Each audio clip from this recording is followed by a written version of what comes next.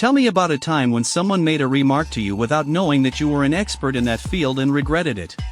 I am a historian by education. Some time ago I worked as a tour guide in Prague, Czech Republic. Once during a walking tour one of the tourists decided to catch me in a mistake, because I kept calling the river that runs through Prague the Vltava. He proudly declared to the whole group that it was not the Vltava at all. Then I said to him, "You probably think it's called Moldau, that's its German name, which it received back in the days of the Habsburg dynasty, when German was the official language." But the guy said no, and added that I was stupid. "Actually, it's the Danube, dude," I countered, "but the Danube doesn't run through Prague. You must have confused Prague with Brno?"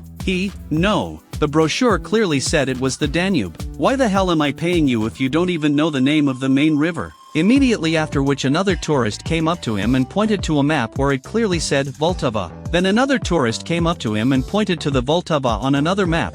Then the third guy showed him a brochure. The dude realized that he had been incredibly stupid, but did not apologize. But for the rest of the tour he behaved like silk. Dude, I admit, up until now I thought it was the Danube too. Just opened the map and to my shame discovered that it's quite far from Prague. I wonder where this confusion came from.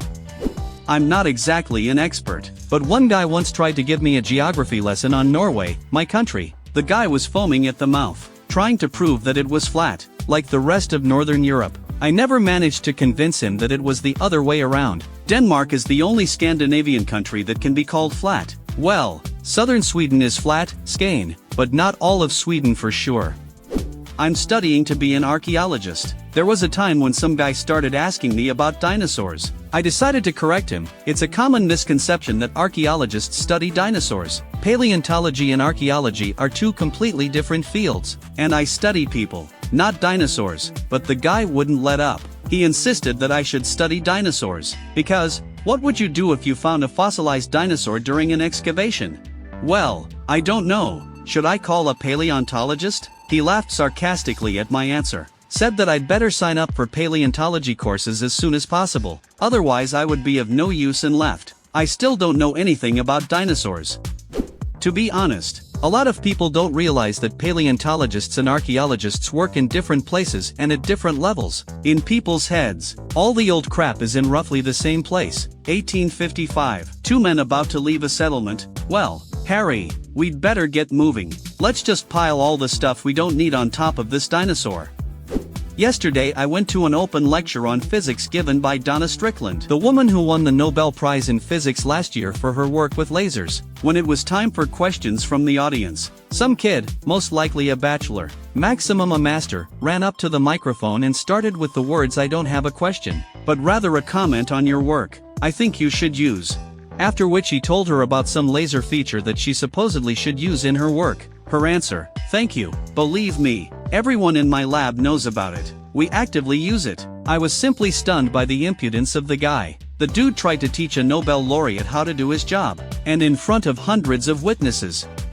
I am a rock climber. There are always people who tell me to wear gloves. I agree that there are certain forms of rock climbing where gloves can be appropriate, although this is also debatable, but in free climbing and bouldering they are simply contraindicated, because they deprive you of the ability to grab small stones. I'm a scientist. I work in the food industry. Cases like the ones I'm about to list happen every fucking day. Once, a lady was telling me that she had terrible migraines from MSG. She was eating pizza at the time. 2, a dude was telling me that apple cider vinegar alkalizes the body and prevents a bunch of diseases. I tell him, vinegar increases acidity, not alkalinity. He says, no way. Apple, motherfucking, vinegar.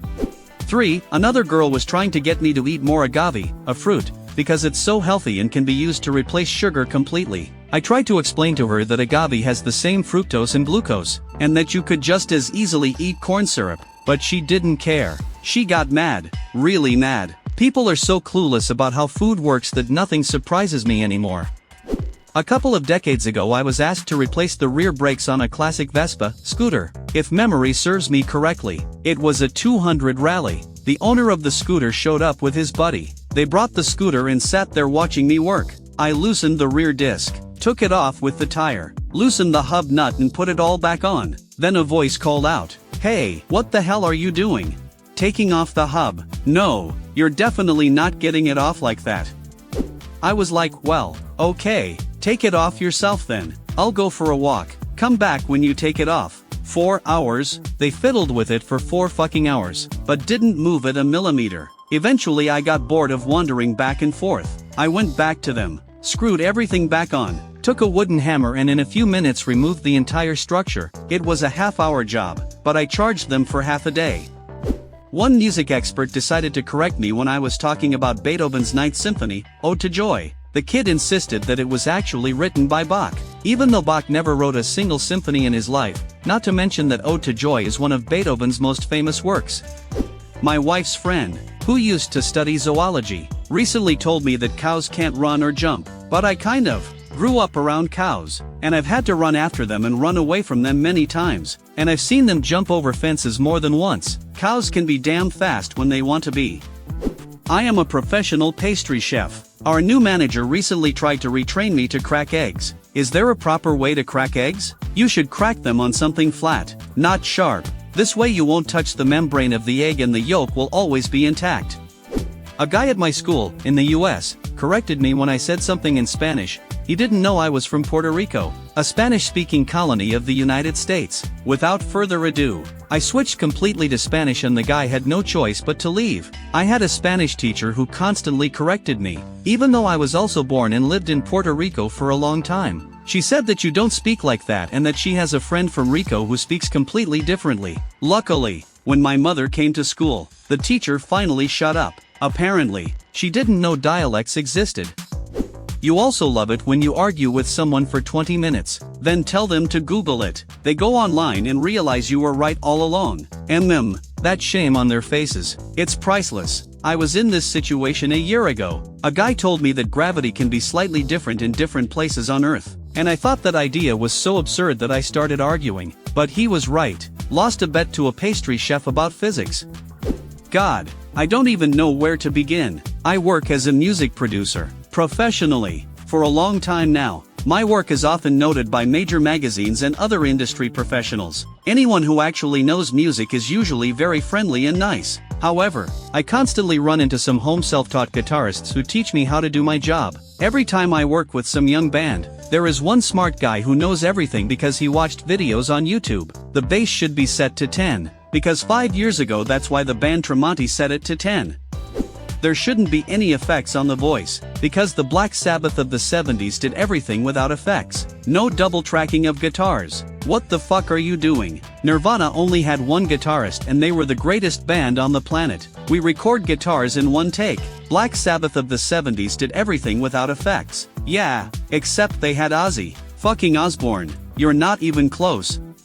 My friend and I decided to go to Disneyland. They were having a party there where everyone dresses up in vintage clothes. At some point, one of the park's photographers decided to ask my friend which Disney character she was dressed up as, to which she replied that she was just wearing a regular 1955 style dress. The photographer said that it was more like a 1940s dress, and that although we probably researched this in advance, he lived at that time, and therefore knew better. We didn't argue, took some photos, and left. So you understand, we both work as costume designers in the theater. We do this professionally, and that dress was made according to a 1955 catalog. Moreover, given the approximate age of the guy, in 1955 he was at most 5 years old.